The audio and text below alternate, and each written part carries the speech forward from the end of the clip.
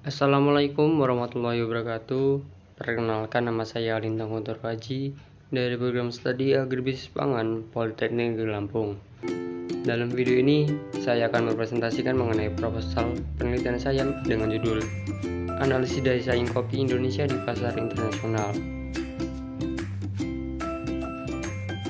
Poin-poin yang akan dibahas yang pertama yaitu pendahuluan, meliputi latar belakang, tujuan, manfaat penelitian, dan kerangka pemikiran. Kedua, tinjauan pustaka, meliputi tanaman kopi, perdagangan internasional, struktur pasar, dan konsep daya saing. Ketiga, metodologi, meliputi waktu penelitian, sumber dan jenis data, metode pengumpulan data, dan metode analisis data. Yang pertama, pendahuluan. Indonesia merupakan negara penghasil kopi terbesar keempat di dunia pada tahun 2015, setelah Brazil, Vietnam, dan Kolombia. Tingkat konsumsi kopi per kapita masyarakat Eropa yaitu di atas 5 kg per kapita per tahun, dan di Amerika Serikat di atas 4 kg per kapita per tahun. Sedangkan konsumsi kopi masyarakat Indonesia hanya sebesar 0,45 kg per kapita per tahun. Pada tahun 2017, jumlah ekspor kopi Indonesia adalah 467 juta sekian kilogram. Pada tahun 2018 sebesar 279 juta sekian kilogram, dan pada tahun 2019 sebesar 359 juta kilogram. Nah, dari hal tersebut dapat kita simpulkan jumlah ekspor kopi Indonesia mengalami fluktuatif. Hal tersebut maka kita perlu melakukan analisis daya saing kopi Indonesia di pasar internasional. Dan ini adalah tabel negara eksportir kopi dunia berdasarkan kode HS 0901 tahun 2017, 2018, dan 2019. Tujuan penelitian ini yaitu yang pertama, menganalisis daya saing kopi Indonesia di pasar internasional. Yang kedua, menganalisis posisi perdagangan komoditas kopi Indonesia di pasar internasional. Kerangka pemikiran. Sektor pertanian sebagai sumber devisa negara, dan Indonesia menempati posisi keempat sebagai pengekspor kopi di pasar internasional.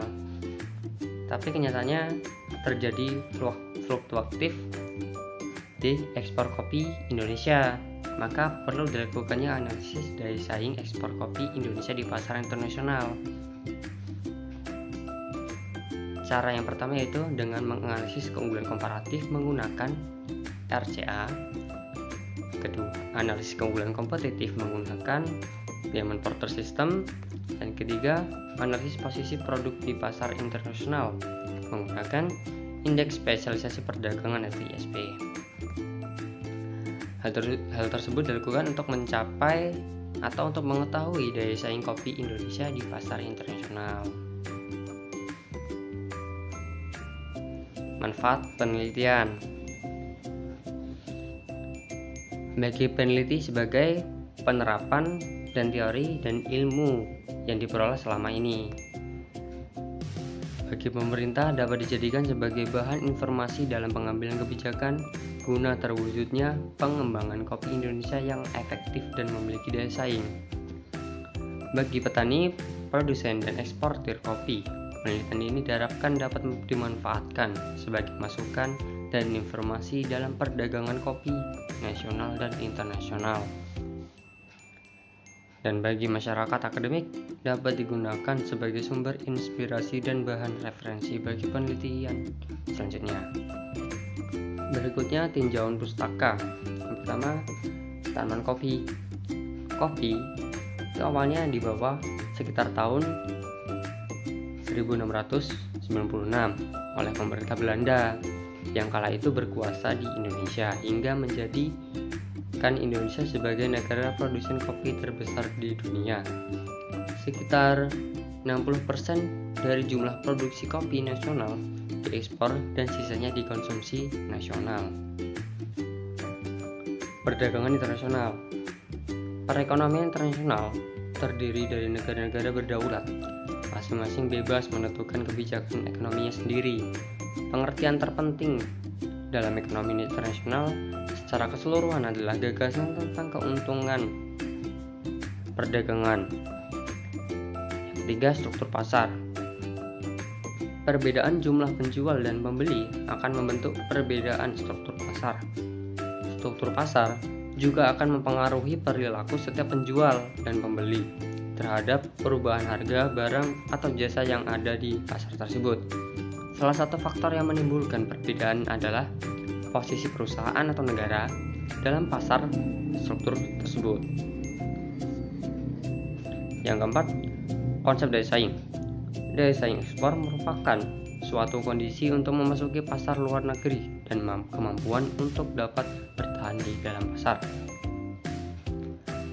Daya saing suatu komoditas dapat diukur atas dasar perbandingan pangsa pasar komoditi tersebut pada kondisi pasar yang tetap. Berikutnya, metode pelaksanaan.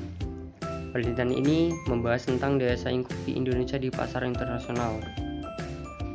Pada penelitian ini dilakukan pada komoditas kopi dengan kode HS0901, yaitu kopi digongseng atau dihilangkan kafeinnya, kulit kopi, atau pengganti kopi yang mengandung kopi dengan perbandingan berapapun.